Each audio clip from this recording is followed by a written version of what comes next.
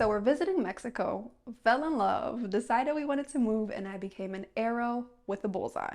I was on a mission with ambition and I wasn't stopping until I got stopped. I'm going to share with you through my story multiple critical points that you want to avoid for when you get your residency at the INM office in Mexico. There'll be several learning lessons along the way that you might want to take particular note of. Hey friend, my name is Aaliyah and the goal with this channel is to help with all things Mexico. After moving to Mexico ourselves and having to figure everything out on our own, my husband and I now try to make things in Mexico sound not so foreign to foreigners who may be living in Mexico. So whether you're just visiting, passing through, or establishing roots, join the journey and let's get mixed in Mexico. You ever show up to an appointment with everything you think you need, only to get denied, rejected, turned away? I certainly have, and I'm going to tell you exactly what happened to me so that you can hopefully learn from my mistakes and know what you need to do to avoid them so that this doesn't happen to you.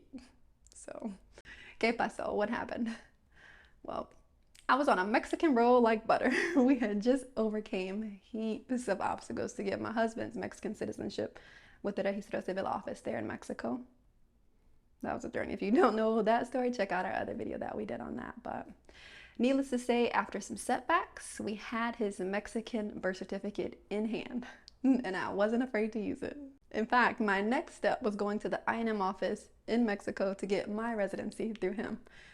And I was told by multiple Mexican representatives, mind you, that I needed to fill out the application or trámite for regularización por vínculo familiar, which is regularization by family link. And the lie detector test determined that was a lie. We headed down to our local INM office to get in line by 6:30 a.m. That was a line for Mexicanos on the left and a line for extranjeros, me, on the right. And I got behind 3 other extranjeros who were already there, and not soon after me, there were like 20 other extranjeros that got behind me. And the office doesn't even open till 9 a.m. Mexico just loves lines. Maybe that's why they're slowly switching to a more organized way of doing things. The transition period in between is just chaotic. I'll make future videos on that, don't you worry. Anywho, we were in line at 6:30 a.m. and the office doesn't open till 9 a.m. But the reason why we got there so early was because our particular office only gave out a limited number of tickets every morning. And I want to say it was around 50, but don't quote me. So even if you got there early or on time and you were the 51st person in line, you would have to try again tomorrow. They would turn you around and send you home because they're only open for 4 hours. It was from 9 a.m. to 1 p.m. Monday through Friday, so their window of productivity is short. So I'm third in line at 6:30 a.m. Let's fast forward a few hours. They're now open and I'm next in line to walk into the office. So I call my suegra, John's mom, and I tell her it's showtime. So she shows up and then we show the lady at the door my printed and pre-filled out trámite, which is just a way of saying application or the reason why I was there. So the lady at the door questions my mother-in-law, which is a no-no, by the way. She asked her why she's there, and my suegra lovingly just dismisses her and said, she don't speak Spanish. I'm her translator. And then the lady says, pásale, and rolls her eyes. She tells me to sign in, which of course I do, with my own pen because I hate germs. It's definitely very wise to always keep a pen on you. Remember that?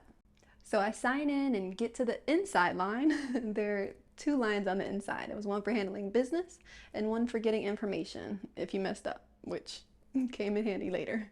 But I'm in the handling business line and I finally get to the handling business counter and give the lady behind the counter my trámite and all my supporting documents and copies.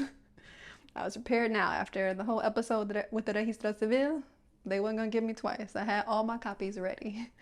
I also had my application, my pago de derecho, I had my proof of address, my husband's fresh Mexican birth certificate, his Mexican and American driver's license, my U.S. passport, both my Mexican and my American driver's license as well, my translated long form birth certificate, our marriage license, which I'm pretty sure I had translated to, I just can't remember, and also what I'll call my permission slip from my husband, which was just a form that they needed where he acknowledges that we're still indeed married and that he wants me to legally reside with him in Mexico.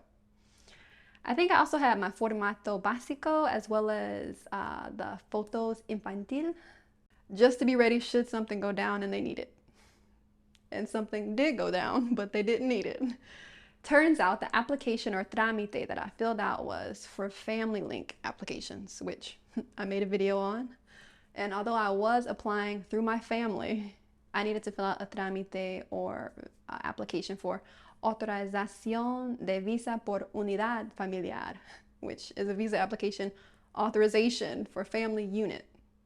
Of course, I had the wrong application. It would have just been too easy otherwise. She also told me I needed all of my documents apostilled first and then retranslated, which I kind of already knew, if I'm being honest, when I went into it. I just hoped it was a little detail they would look past, but they didn't. Don't make that mistake.